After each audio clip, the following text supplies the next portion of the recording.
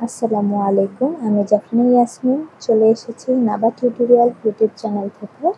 আজকে আমি আলোচনা করব হিসাব বিজ্ঞানের প্রথম অধ্যায় হিসাব বিজ্ঞান পরিচিতি নিয়ে।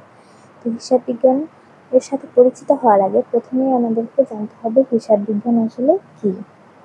আসলে ক্লাস 9 এ ওঠার পর কিন্তু হিসাব বিজ্ঞান সাবজেক্টটা কি সেটা বুঝতেই কিন্তু আমাদের অনেকটা সময় পেরিয়ে যায়। হিসাব বিজ্ঞান আসলে কি, এটা কি কাজে লাগে সেটাই আমরা বুঝে উঠতে পারি না। তো চলো হিসাব বিজ্ঞান নিয়ে আলোচনা করা যাক।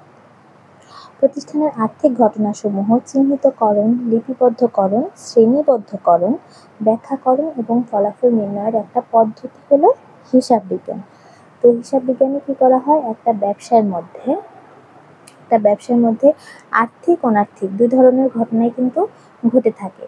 এর মধ্য থেকে আর্থিক ঘটনা কোনগুলো সেগুলোকে চিহ্নিতকরণ, সেগুলোকে নিয়ে হিসাবের বইতে লিপিবদ্ধকরণ এবং এর ধরন অনুযায়ী আলাদা আলাদা করাকে বলা হয় শ্রেণীবদ্ধকরণ।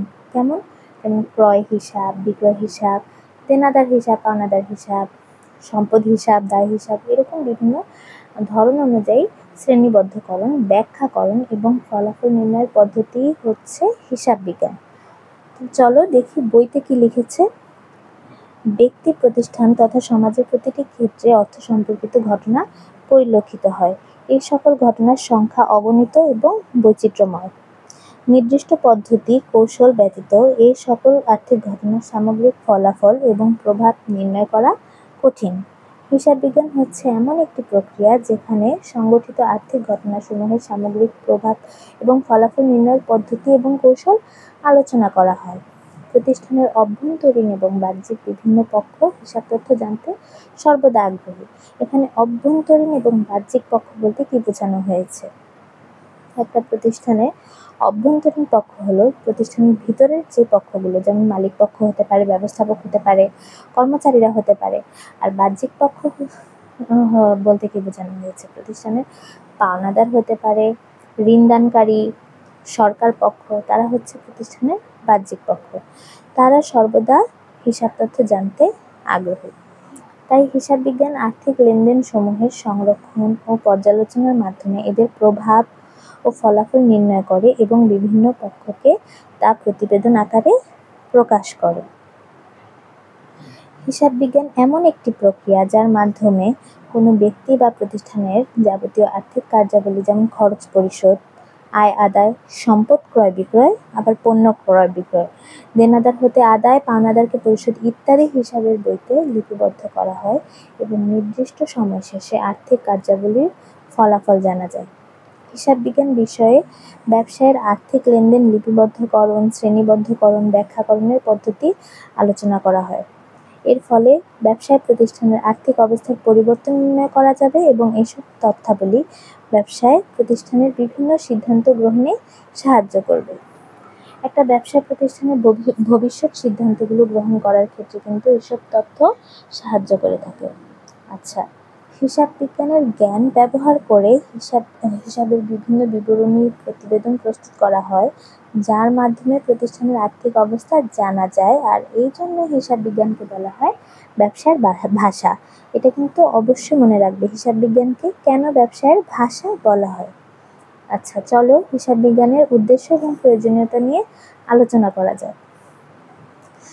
আচ্ছা, হিসাব বিজ্ঞানের উদ্দেশ্য এবং প্রয়োজনীয়তা: আর্থিক ফলাফল এবং আর্থিক অবস্থা জানা। একটা প্রতিষ্ঠানের আর্থিক ফলাফল এবং আর্থিক অবস্থা জানতে হলে কিন্তু হিসাব বিজ্ঞান প্রয়োজন।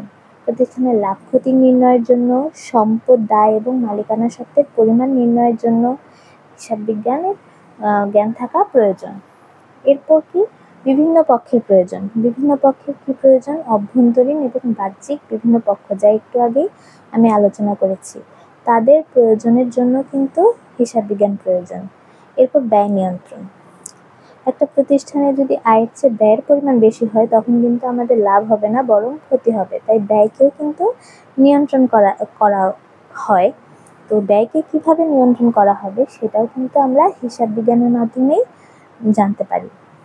প্রতারণা এবং জালিয়াতি রোধ করার ক্ষেত্রে হিসাব বিজ্ঞানের কোনো বিকল্প নেই। বিগত বছরের সাথে তুলনামূলক বিশ্লেষণ। বিগত বছরের সাথে তুলনামূলক বিশ্লেষণ আমরা কেন করব? আমাদের প্রতিষ্ঠান বর্তমানে কি পর্যায়ে আছে, গত বছরে বা এর আগের বছরগুলোতে কি কি অবস্থায় ছিল, সেটা কিন্তু বিশ্লেষণ করা খুবই জরুরি। তাহলে আমরা বুঝতে পারবো যে আমাদের ব্যবসা আসলে কি পর্যায়ে এসে পৌঁছেছে। আর এটাও কিন্তু হিসাব বিজ্ঞানেরই একটা উদ্দেশ্য। আচ্ছা, অমুনাফাভোগী প্রতিষ্ঠানের হিসাব উদ্ধৃত নির্ণয় করা, এরপর সরকারি কর, শুল্ক, ভ্যাট ধার্য করা, এইসবের ক্ষেত্রেও হিসাব বিজ্ঞান প্রয়োজন হয়ে থাকে। হিসাব বিজ্ঞানের উৎপত্তি এবং ক্রমবিকাশ। আচ্ছা, সভ্যতার শুরু থেকেই কিন্তু মানুষ প্রথমেই কিন্তু কিভাবে হিসাব রাখতো, গুহায় দাগ কেটে, তারপর গাছের দাগ কেটে, এভাবে বিভিন্ন চিহ্ন দিয়ে কিন্তু হিসাব রাখতো।